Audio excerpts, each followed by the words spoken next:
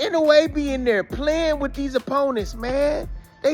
That's how that's how great he is. He be in there playing with these dudes.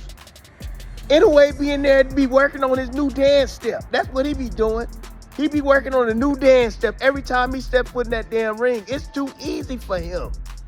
What don't y'all understand? There was a time when Timothy Bradley wasn't just skeptical of Naoya Inoue, he was leading the charge against him. Before the Stephen Fulton fight, Bradley was one of the loudest critics, openly questioning Inoue's legitimacy and even floating accusations of illegal hand wraps to explain the Japanese superstar's frightening power. You can't put tape directly on the skin. What you have to do is you have to put a little bit of gauze around, and then you're able to put some tape there, and then you can put the gauze over and some tape. What Inoue's doing is he's basically somewhat building a cast around his hand with tape, which is illegal. You can't put it on the bare skin. And after I watched that video, I was saying, my God, like, it's a lot of tape that he's putting around to protect his hand. And then he's gonna put gauze, more tape, and gauze again, and more tape. That's called double stacking. You cannot do that in boxing. I don't know who let him get away with that in Nevada or wherever he fought. It's not right. It's basically, I'm sure his punch is probably intensified by times 10 when he hits his opponents. But after watching Inoue systematically dismantle champion after champion, Bradley has done a complete 180. He hasn't merely become a fan, he's become the messenger of an uncomfortable truth for the boxing world. According to Bradley, we're not just watching a great fighter, we're watching a glitch in the sport. A boxer whose mastery of mechanics is so advanced that he's no longer competing against opponents. He's competing against his own boredom. Naoya Inoue is Fighter of the Year 2025. I already fought 4 times this year, ladies and gentlemen, 4 times. Hey, yo, that's they don't do that no more. Right? 4 times this year. 27 championship fights, ladies and gentlemen. 27 championship fights. Has defended his Ring Magazine title. Tying Larry Holmes. 42 years. 42 years tying Larry Holmes. 42 years. It took 42 years. Ladies and gentlemen, Naoya Inoue is an extraordinary fighter, walking Hall of Famer, beautiful talent, go for the gusto, entertaining, and he pitched a masterclass. What is it? Y'all didn't like the masterclass? What happened? All of a sudden, y'all want to discredit a 12-round Picasso type of performance? Don't certain American fighters, when they fight like Inoue did today, but they play a little bit more safe and they go 12 rounds, y'all want to call it, oh my God, that's a masterclass. Oh my God, he pitched a shutout. Oh my God, that's the sweet science. But when it comes to Inoue, because of his standards, right? You expect knockouts from Inoue. You expect monster from Inoue. The most shocking takeaway from Bradley's recent breakdown isn't about how hard Inoue punches, it's about why he sometimes doesn't. After Inoue's fight with Alan David Picasso failed to produce an early knockout, critics were quick to pounce. They called it a struggle. They called it an off night. Bradley saw something entirely different, and honestly, it's far more unsettling than a quick KO. He argued that Inoue wasn't struggling to find his target. He was deliberately extending the fight out of boredom. What the hell going on with these people, man? I just watched the Inoue fight. What the hell y'all watching? What the hell this dude didn't do? What the hell this dude do wrong? He beat the brakes off of Picasso. That Inoue be in there playing with these opponents, man. That's how that's how great he is. He be in there playing with these dudes. Inoue be in there to be working on his new dance step. That's what he be doing. He be working on a new dance step every time he step foot in that damn ring. It's too easy for him. What don't y'all understand? Shit, he get bored in there. Shit, the ballers know, the ones that the trill ones, the ones that are the best, they know. They know. You the best at playing football in your area. You the best at playing I almost said Nintendo, but you know what I'm saying, the Xbox and all of that stuff. You the best at it. Can't nobody see you. Bradley compared Inoue to a high-level gamer playing Madden or Xbox against a beginner. When you're that far ahead, you stop trying to win efficiently. You start experimenting. You lab new moves just to see what works. Bradley said Inoue looked like he was testing new techniques, almost freestyling, in the middle of a championship fight. The few punches Picasso landed, according to Bradley, only happened when Inoue allowed it, just to keep things interesting. That's psychological dominance on another level. Inoue isn't just beating world-class contenders. He's treating them like NPCs in his own video game, keeping them around for entertainment before deciding when to end it. Can't nobody see you on the Madden? You know what I'm saying? This shit is easy. You only allow what you want them to do. What you want them to do in the game. That's the only time they either score because you over there just messing around, trying to have fun, trying to entertain yourself. That's what Inoue be doing inside the damn ring. He just be in there trying to entertain his damn self. And at the same time, when it was tell me a fighter out there, man, that can make the shit look so easy, beautiful, and also entertaining at the same damn time. Name a fighter, please. Name a fighter. I name when Terrence Crawford does the same thing. Yeah, Terrence Crawford do the same thing. The competition ain't nothing for him.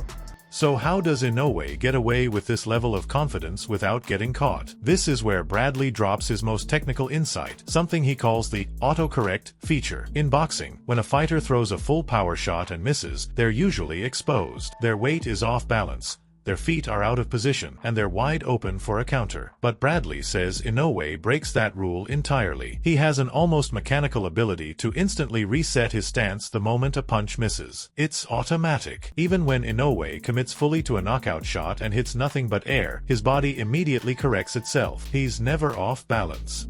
Never out of position. For opponents, that's a nightmare. They see Inoue swing and miss, and their instincts scream, "Now's the opening." But by the time they fire back, Inoue has already reset. The opening never existed. It was a mirage. This autocorrect balance is what allows him to stand right in front of dangerous fighters, stay in the pocket, and quietly erase every offensive option they think they have. Inoue took everything away from this dude. The only time Picasso would land anything was when Inoue allowed him to. Inoue could have easily outboxed him, didn't even get touched at all. But shit, he going for the knockout. That's what Inoue does. He tries to go for the knockout. But this dude was tough, you know. He Hispanic. He tough as hell. He took body shots, uppercuts, left hooks, right hands. I mean, all night long. And sometimes these guys just don't want to go. And that's just what it is. This was a tough-ass prospect, right? This is opportunity, right, of a lifetime, man, to try to beat this man, but he, Inoue, in there playing with him. It's crazy. So, don't listen to these people, man, these other people that be talking, trying to put this man, Inoue is cold, man, cold. I'm letting y'all know, cold. That was a hell of a performance by Inoue. He didn't get the stoppage, but damn, I was like, man, what he gonna do? Shit, I was waiting on him to do a damn backflip and then punch the man. Shit, I was waiting on him to do a windmill or something in the ring, get up and punch the dude. Shit, that's how good Inoue is. That perfect balance leads directly to the trait that terrified Bradley in the first place, the power. Bradley has said Inoue's power is off the charts, but he finally explained why. It's not just speed or arm strength. It's ground-up stabilization. Because Inoue's feet are always perfectly set thanks to that autocorrect mechanic, he can generate torque that fighters his size simply shouldn't be able to produce. Most fighters at 122 pounds have to sacrifice balance to get maximum power, throwing their entire body into shots. Inoue doesn't. He creates heavyweight level torque while staying planted and controlled. That's why opponents often look confused when they get hit. There's no big wind-up, no obvious loading of power, just a clean shot that rattles them to the core. Bradley points out that power generated purely from technique, not muscle, creates a freezing effect. Opponents stop wanting to engage because they realize that even Inoue's safe punches carry knockout consequences. They show a picture of Naoya Inoue, Bam Rodriguez, and asking you in the post if this is what you want next and to comment. Listen, I want to make this 100% clear and drive this home. You boxing fans, the days And the times of when you say he can do what he wants, it's up to the boxer. The days and the times of you guys being controlled and manipulated. I keep telling you guys that it's on you, the war room. As far as the boxer, if the boxer wants money, if the boxer wants to be seen as great, it is all up to the boxing fan. Hit the Tyson bell.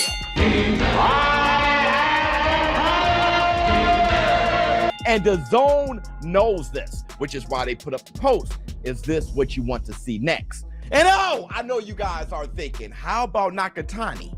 Inoue versus Nakatani was supposed to be next. You guys saw how the main event was Inoue and the co-main was Nakatani to set up a fight between the two right after. But whoop, we switched gears. Why? Because Hernandez got robbed. Hit the Tyson fan.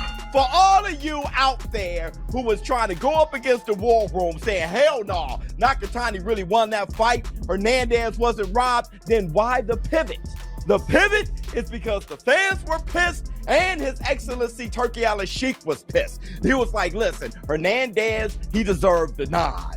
But they gave it to Nakatani. But after Nakatani versus Hernandez performance, now we want to know, what do you want next? Inoue versus Nakatani or Inoue versus Bam Rodriguez? And a lot of you guys are hoping for Inoue versus Bam Rodriguez fight. With this level of dominance, the boxing world is scrambling to find someone, anyone, who can truly test the monster. Naturally, attention has shifted to Jesse Bam Rodriguez, the sensational lower-weight champion who's been slicing through legends with ease. But Bradley has a blunt, chilling message for Bam. Don't do it. While fans are begging for the super fight, Bradley has explicitly warned Rodriguez to stay far away from the 122-pound division as long as Inoue is there. He acknowledges Bam's brilliance, elite footwork, slick defense, high fight IQ, but insists that there are levels to this game.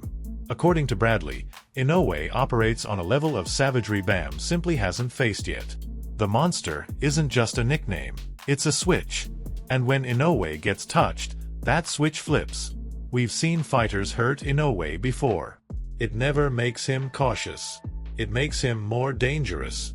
Bradley believes that if Bam moves up, he won't just lose, he'll be overwhelmed. It's a stark warning from someone who understands the gap between a great fighter and a generational anomaly. Competition ain't nothing for Inoue.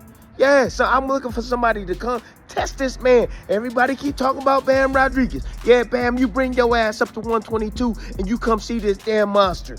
Oh, bring your ass up, Bam. Oh yeah, come up and see this monster, Bam. You thought Palmer was tough. Shit, you get in there with Inoue, man. Shit, it's gonna be the fight of your life. Hey, you got skills, Bam. You got defense, footwork, all that stuff, boy. But I'm letting you know, Inoue ain't got no quit in him. Inoue got that dog in him. Inoue got skills. Yeah. And you might just be the only one that gonna test this dude at 122. You know what I'm saying? Shit, I'm about to watch Nakatani next. You know, because I'm hearing a lot of people talk about his performance. You know what I mean? So, look, I thought it was a damn good performance by Inoue. So if skill can't outthink him and speed can't outrun him, is Inoue actually invincible? At 122 pounds, Bradley thinks the answer is yes. He believes the division has already been cleared out, reduced to redundancy. But Bradley does see one potential kryptonite, and it has nothing to do with boxing skill. It's biology. As Inoue continues to climb weight classes, Bradley believes physics will eventually step in. His prediction is that the only thing capable of stopping this run is a fighter at 126 or 130 pounds who isn't just bigger, but equally athletic. Size alone won't be enough. It would take a freak athlete, someone who can match Inoue's explosive twitch while carrying a significant physical advantage. Until Inoue collides with that specific wall, Bradley sees no end in sight. The skills are flawless. Only the limits of the human body can intervene. And Bradley's journey from outspoken skeptic to full believer tells us everything about Inoue's place in history. We're watching a fighter so advanced that Hall of Fame analysts have to invent new terms just to describe him. A champion who gets bored in world title fights, treating elite contenders like practice mode in a video game. Love him or fear him, Bradley's verdict is clear. This isn't just a champion. This is a master who has solved boxing.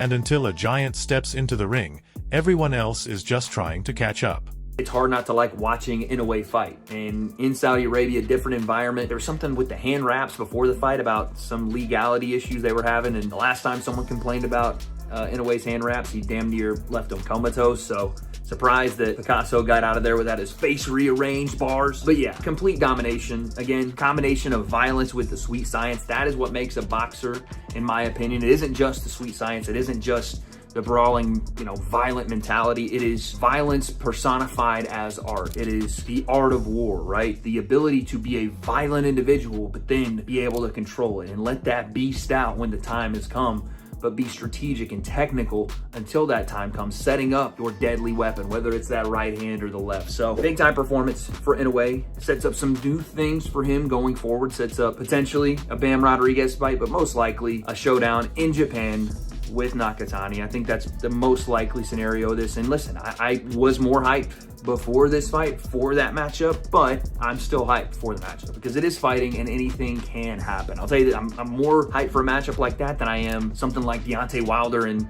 Alexander Usyk, which will probably happen in 2026 instead of when it should be Alexander Usyk and Fabio Wardley or Moses Atalma. Those fights make a whole lot more sense than that, but sometimes I guess name recognition pays the bills. Regardless, Inoue does his thing once again, absolutely dominates. What'd you expect as a minus 4,500 favorite? But you still got to go out there, put the gloves on, and get it done. Nakatani barely skates by after kind of getting pieced the fuck up. Don't really know how he won a decision there. That matchup seems next, but give me Bam Rodriguez and Naoya Inoue yesterday. I need that fight. I want that fight. I hope we get that fight.